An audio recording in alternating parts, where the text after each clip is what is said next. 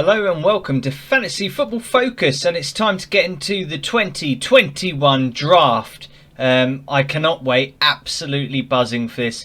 Tinkering with the teams, looking at the fixtures, using Fantasy Football Hub to play about with the tools and that. Most of them won't come into play until after the first game week and points are live and that, but I'm really excited to use it. I've looked at fixtures in the time being and had a play around, and this is what I've come up with so far for my draft. So in goal I've gone for McCarthy and Ryan, and they actually both are 4.5 goalkeepers. So also on the fixtures they rotate quite nicely. So Palace there, first game for McCarthy. Look at Ryan. Then he'd rotate on to Newcastle. And then Man United for Ryan, which will rotate onto McCarthy, Burnley. And then he's got West Brom, McCarthy. And then Ryan will go on to Everton. So you just take your choice out of that.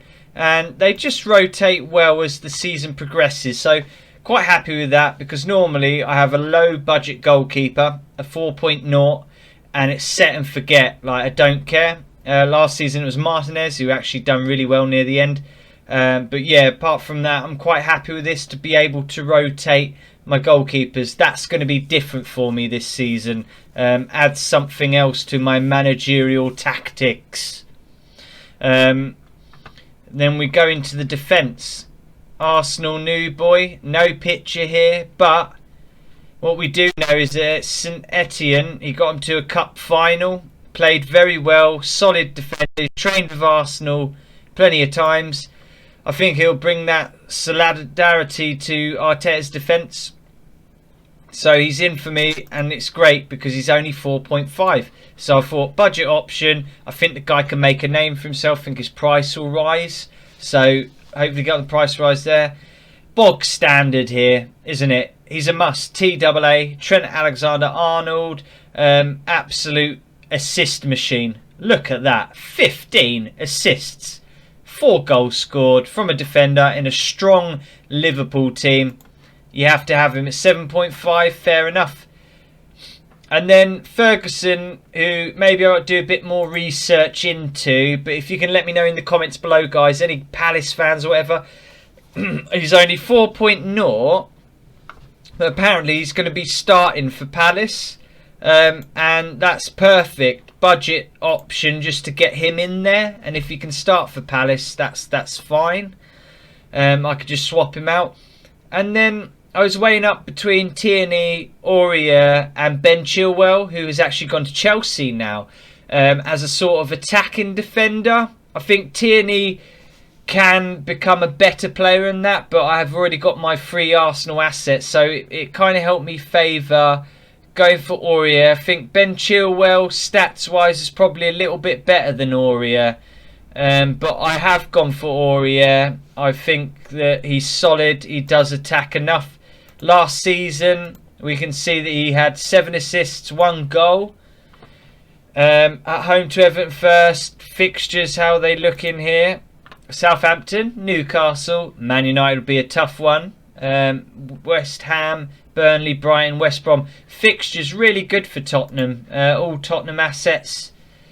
So Aurier it is, who I opted for in the end. And then an old Arsenal player budget I was looking for at 4.5.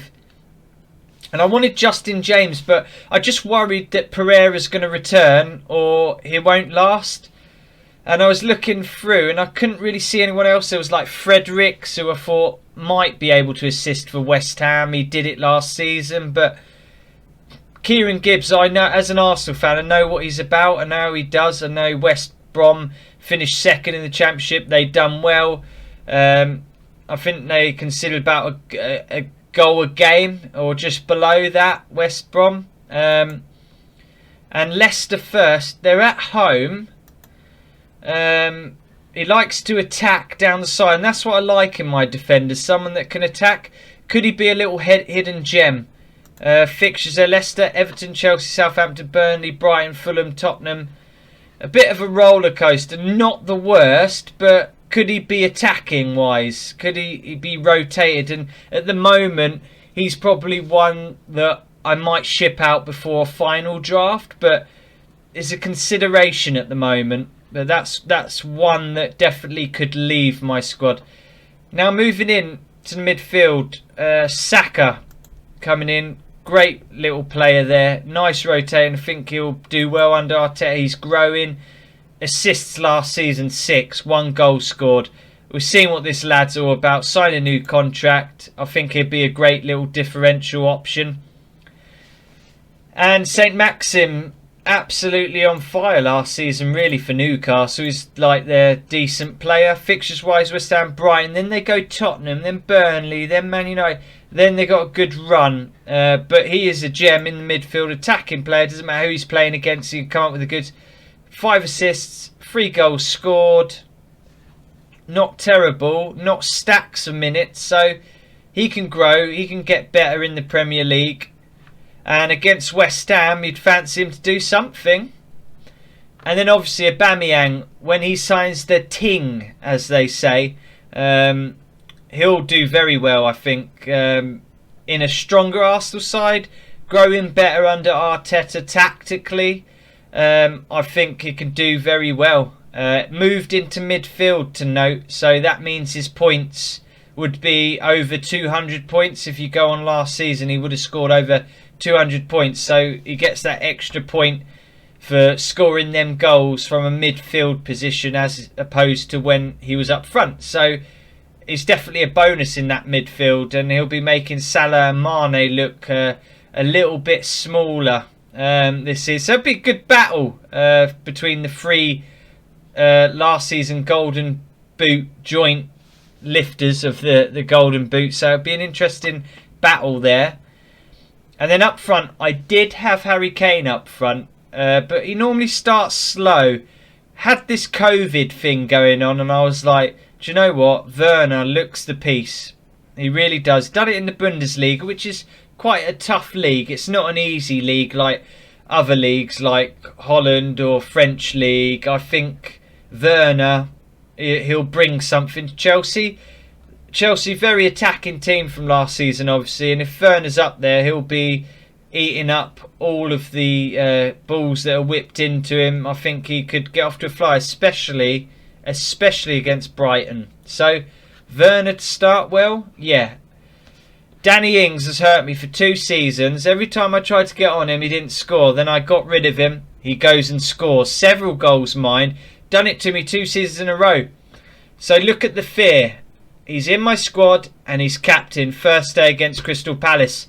I think he's got a good chance of scoring, Danny Ings. He's just so good. Even from outside the area, 30 yards out, he'll get them shots away. Just a great play. He really is. Hopefully he kicks on. Then I've got Mitrovic down on the bench.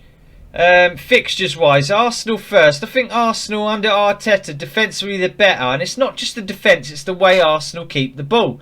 The way they move it around now. I don't think they're going to let Fulham have much of the ball at all. So I don't think he'll get many chances first game. But if he does, he could take them. But then his fixtures do look good after that. Leeds, Aston Villa, Wolves alright, Sheffield United's alright. Then Palace, West Brom, West Ham and Everton.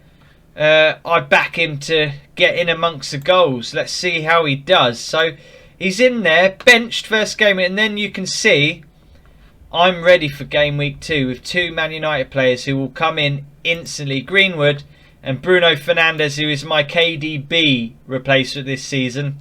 They'll both be coming in for game week 2 against Crystal Palace. And I won't look back then. I don't have to, waste a transfer or whatever to get them in. So it'll be good. I don't have to have the headache of taking a -8 or whatever I'd have to do to juggle around. So Man United will be straight in for game week 2 for me. And this is basically pretty much solidarity on my game week 1 team. Bar, like I said to you, the Ferguson I've got to do research on. Gibbs, I need to look in more. Can I find a better 4.5 than Gibbs? Like I mentioned, James Justin. And then apart from that, that's basically it, guys. So If you enjoyed the video, please do, guys, subscribe. Hit the subscribe button, hit the like button, and thank you for watching.